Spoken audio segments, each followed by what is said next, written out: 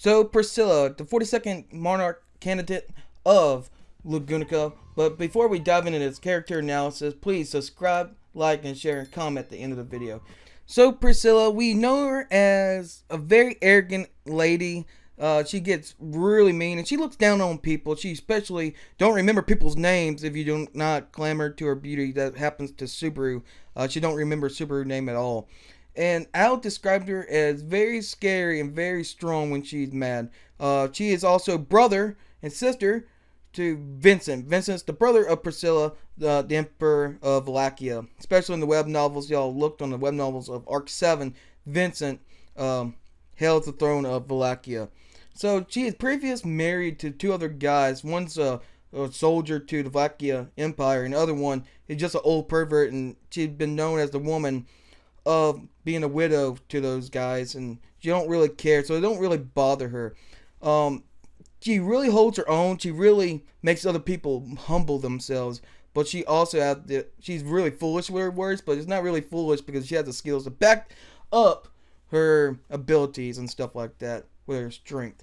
Um, she has a lot of powers, but before we get to her powers, she also faced the Sun Archbishop of Wrath, and that's Sirius, and she held her own, and it's crazy. Also, she faced zombies in her territory when she was looking for the thieves who stole her domain. So her abilities is ridiculous, and you can tell by the necklace part. The necklace has three little jewels in it, and those three jewels are called the three jewel necklace, and it's a mysterious object that Priscilla wears, which affects the transfer of fatal damage done to her. So she gets three fatal attacks not done to her, and each time there's a fatal attack, one of them jewels will break. So it's really unbelievable.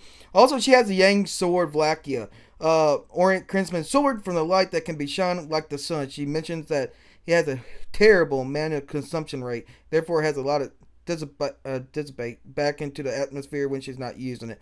So the sword itself will incarnate everything it cuts down without fail. With it, Priscilla is even capable of cutting and scorching things without ever making contact to them, as seen when she burned the parasites who nested inside the villagers without even ever harming the host. So that's crazy stuff. But she also, her magic, she has magic. Those were her weapons and equipment, but her magic, she's a magic user. Priscilla's relatively skilled user of the Yang magic, and that came from the Valachian Empire thing. She also got divine protection, what makes her stronger during the day, increases the effects of buffs. So that's where she gets her strength is. She's really strong. Also, she got Acra. Priscilla produces pale color light around the target that envelopes them in a veil golden light. The veil presumptively allows the target to carry things without ease. So the magic was cut from the light novel, so not really used from the light novel. I don't believe we've seen it in the anime. I don't think we ever seen that in the anime, but please remind me if we did. She also had the sun disc. During the stars, what make the history, the arc, Priscilla shows to possess some kind of ability which named the sun disc. So she had named it the sun disc. It allowed her to remain uncontrolled by Sirius. So that's how she held her own against the Sun Archbishop of Wrath, Sirius, during the battle. And in addition to that, the ability was capable of protecting other people.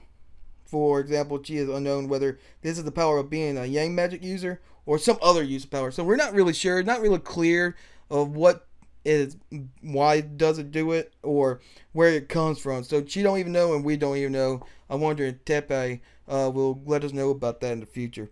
But also, she has extraordinary luck, and that's what she always says. She always have luck. So whatever happens, even though it's good or bad, it always comes out in the outcome for her. So it benefits her either way, good or bad, even though it don't seem like it. So she has extraordinary luck. And Priscilla has a unique ability which mentions the world's always in her favor. Great in her extremely luck in her daily life and fights. She has also a great institution which allows her to guess the right and safest path towards the law school during their stay in Priscilla. Also mentioning that it does not matter what choice she makes, she's always right and always be positive for her. So there you go again. She's always saying she is lucky and always goes where her way is.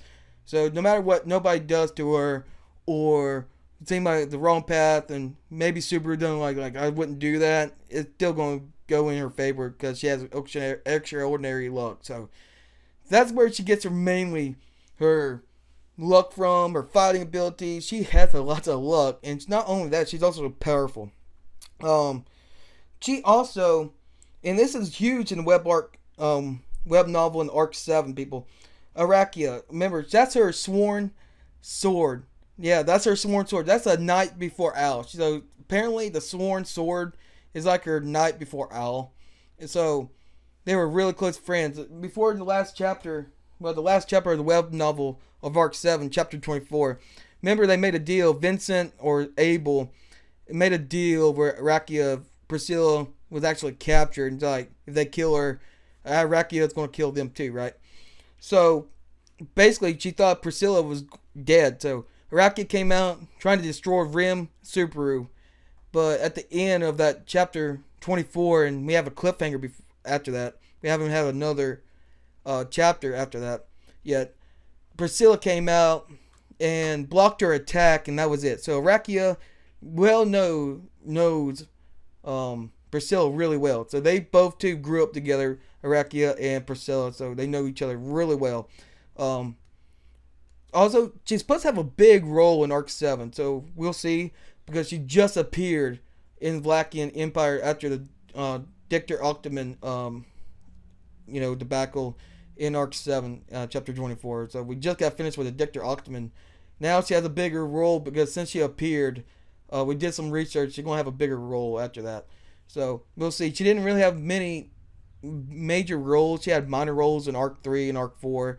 So she shows up again in Arc 7. So that's really incredible. I want to see what's going to happen and what's her role in web novel. So that's what the character analysis of Priscilla is. Before that, also, she has her original name is supposed to be Priscilla Benedict. So no one really calls her that. That's her original name. I also want to mention that. But she's also been called the Bloody Bride. And she's been called the Sun Princess. But also mentioned before the end of the video, she's the same height as Emilia, 5'4". And she's been selected also in the Vlakian candidacy election. She was at age 12 when she lost to her brother Vincent. So Vincent have control of Vlakian Empire. But also, I want to put in a theory. Since she has good luck, and this is just a theory, since she has good luck, since her brother is the Emperor of Vlakia, imagine if she gets the candidacy to be the 42nd monarch of Luginca. Imagine those two, the brother and sister, taking over like half that world and two big pieces of land on the map of Rezero. Imagine what's going to happen to that. Imagine they take over and something's going to happen. Subaru wouldn't like it. And we have a Subaru versus Priscilla showdown later on. But that's just a theory. But tell me what you think at the end of the video. Leave a like, share, comment, but also subscribe. Tell me what you think about Priscilla in the comments. Hope everybody has a nice day. See you in the next video.